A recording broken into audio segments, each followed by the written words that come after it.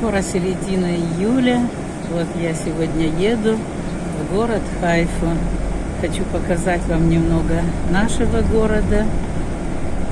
Расположен он среди вот таких сопок, которых вы видите вдали. И среди лесов.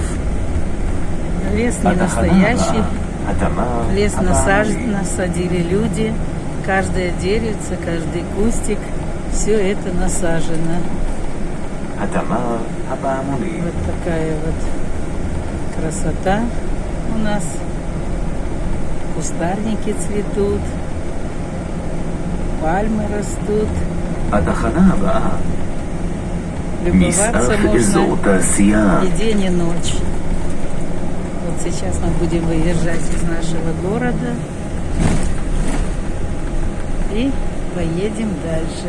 Но я хочу вам немного показать пригороды наши. Значит, в нашем городе все промзоны вынесены за пределы города. В городе ничего нет, ни одного предприятия, которое что-то выпускает, что-то производит. Только жилищный массив и инфраструктура. Больницы, школы там, поликлиники.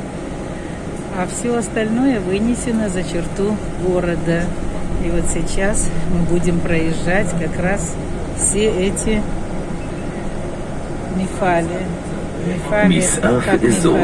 Ну, все эту промзону. Вот она начинается. Мы выехали из города. И вот она начинается. Вот это черное здание. Здесь производят в основном электронику. Израиль занимает первое место по электронной промышленности. Ну, конечно, наверное, после Китая. Бриллианты здесь изготавливает искусственные. Вот. Тоже это не одно из последних мест Израиль занимает. Вот такие тоже электронные фирмы. И вот сейчас вы видите, вот фирма, называется она NVIDIA. Вот мы сейчас ее проезжаем. Вот можете увидеть NVIDIA. Это фирма, в которой работаю я. Здесь производят у нас различные аппараты такие электронные, электронику. Ну и плюс еще какие-то кабели изготовляют. Вот в этом здании тоже на 3-м этаже тоже филиал нашей фирмы и еще в нескольких зданиях. Не только в Йокнеме наша фирма расположена, но и в других городах, например, как в Тель-Авиве. Дальше у нас расположена в каких городах? В Бат-Шлома, потом самый южный город у нас какой, забыла, как называется, но потом я напишу вам, если кого-то заинтересует. Бершева вспомнила я. Вот каждое утро я сюда добираюсь на свою работу. Не каждое. Раньше утром, с утра до вечера я работала много лет, а когда внуки родились, вот внук старший, ему 4 годика будет в ноябре, я сразу перешла на вечерние часы. Днем я занималась внуками, а вечерами ехала на работу. Сейчас тоже. Ну вот еду сейчас в Хайфу, потому что Динчик заболел, а утром его обычно мне домой привозят, а сегодня его в поликлинику повели. Назначили ему ингаляции. Вот, и будем дома делать ингаляции ему. Но завтра он уже к нам приедет.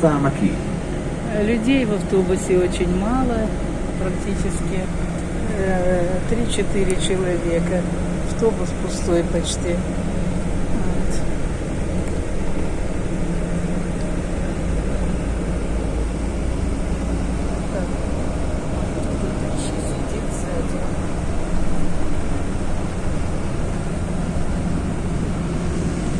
Как вы видите, трава уже совсем выгорела, потому что дождей с марта месяца нет. Это мы туннель проезжаем. В лесу тоже, вы видите, было все зелено зимой и весной, а уже вот летом все выгоревшее, кроме деревьев. Такая картина не очень, конечно, красивая. Но что сделаешь? Нет в Израиле дождей. Жара выше 30 градусов до 40, и если на солнце, то и до 50 градусов. Вот вы видите, пустыня есть пустыня. Так что есть свои плюсы и есть свои минусы. И вот так вот ехать